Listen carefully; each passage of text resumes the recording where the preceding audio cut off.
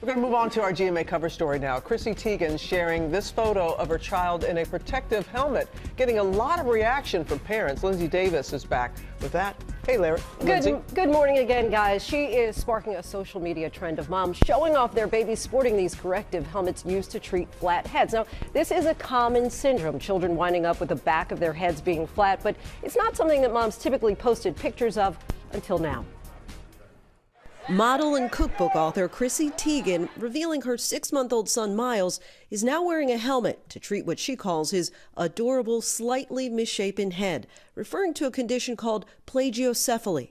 The mother of two sharing these photos of her son on Instagram and Twitter, inspiring other parents to post photos of their children clad in similar helmets of different shapes, colors, and sizes.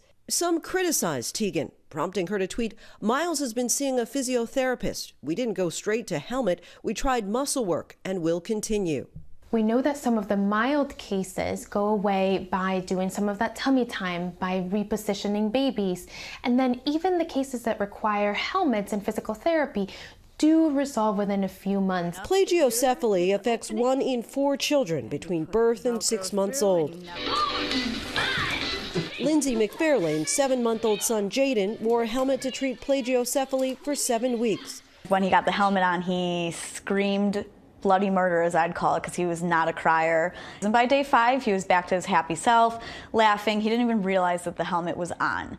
Jaden wore the helmet 23 hours a day and just 2 weeks ago removed it for the first time, successfully completing his treatment. It is a huge difference. It not only shaped the back of his head, but it actually aligned his eyes, it aligned his chin. It aligns more than just the flattening of the head.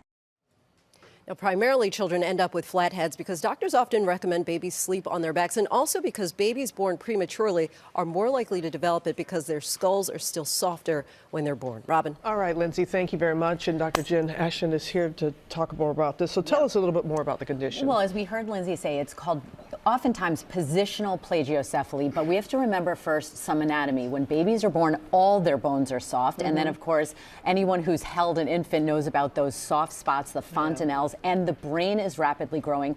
Sometimes babies are actually born with these misshapen skulls. Other times it is from this, this campaign, which has been life-saving against SIDS, the Back to Sleep campaign, because now babies are positioned on their back to sleep.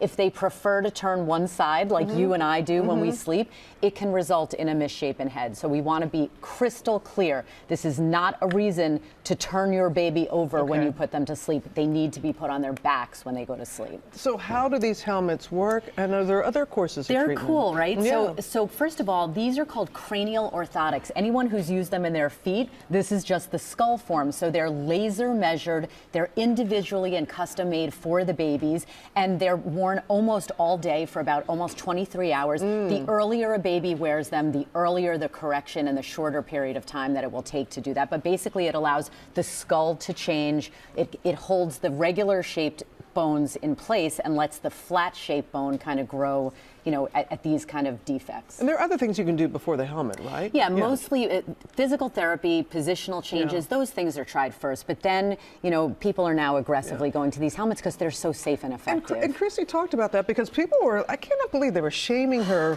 for this. And she was saying, look, we've gone to the doctor, we've tried other things. What's your advice as a mom and a doctor? First of all, in medicine, just as in life, there is no place for shame and blame unless you are intimately involved with someone's specific situation. Anything you're doing is speculation.